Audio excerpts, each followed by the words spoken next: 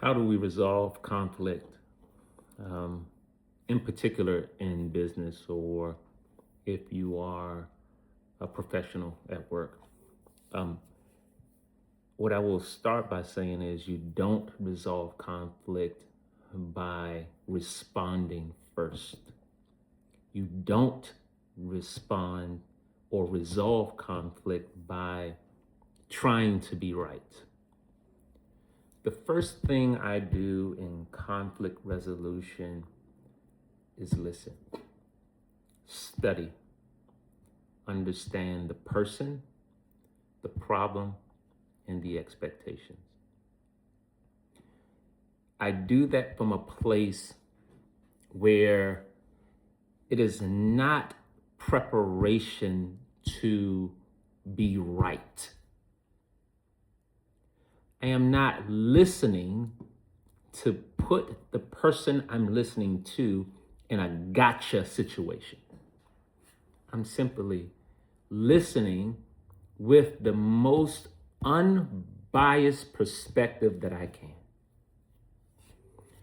Once I listen, sometimes first and foremost to the person where the conflict lies, then I might listen to others around the person and get perspective from people that know about the conflict if those people are available. Sometimes they're not. There's not always someone next to the conflict that understands the dynamic and understand the relationship, the expectations. But that would be my next step, to get perspective. Then I'll look at what were the expectations in the beginning. What commitment did I make or not make? And I can bring all of those things together and then respond in a way that I can lay the facts out based on an email trail, based on my interpretation of what I may have said or didn't say. Because sometimes we say things, we don't clarify in detail what we've said because we have the curse of knowledge. We have the curse of knowing exactly what we're trying to say, but that doesn't mean the listener interpreted what we said the way we intended for them to. So it can cause unintended conflict. And this is why you listen first. And so we can resolve it by just some clarity. Sometimes clarifying doesn't resolve the issue or the conflict. And I'm perfectly fine with that. And you have to be, because you can't make everyone happy. But conflict resolution involves a couple of steps, and it is not with you becoming the God of the answer first. It is not with you wearing your authority on your shoulders, and just because you said it's going to be this way, that's what it's supposed to be. That's not true conflict resolution. That's not even true leadership. You have to listen first. You have to analyze. And I tell my kids this of issues oftentimes. You have to interrogate, and I mean that in the most healthiest way. You have to interrogate, ask questions, probing questions. You have put the problem on the stand. You're not badgering the witness. You're not turning it into a hostile interrogation.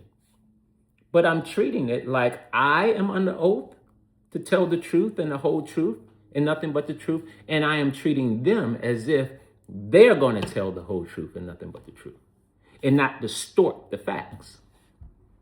So you ask the questions, you get clarity first, and then you respond.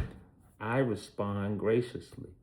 I respond very matter of fact, and I'm a very situational leader where I look at all of that information, the source of the information, who do I have the conflict with, where they are in the chain of command, how often do they have a conflict, is the conflict clear to me? Was the expectation just opposed to the conflict clear to me? Did I simply fumble the ball? I'm okay with apologizing and correcting it. I'm okay with all those things. But I won't know unless I listen first. And that's one of the things we have a problem with. In conflict resolution, no one wants to listen. Everyone wants to be right. Everyone wants to be heard and understood.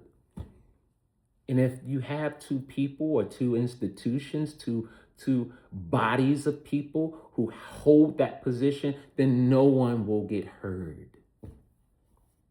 And no one will have a light bulb moment and say, oh, that's what the problem is. We can fix that. Because you're not listening. We have two ears, one mouth. If you use them in relationship to the quantity that God has given it to us, you'll be just fine. You should be listening twice as much as you're talking. It's wisdom, and it'll help you a lot with your conflict resolution. Stay focused.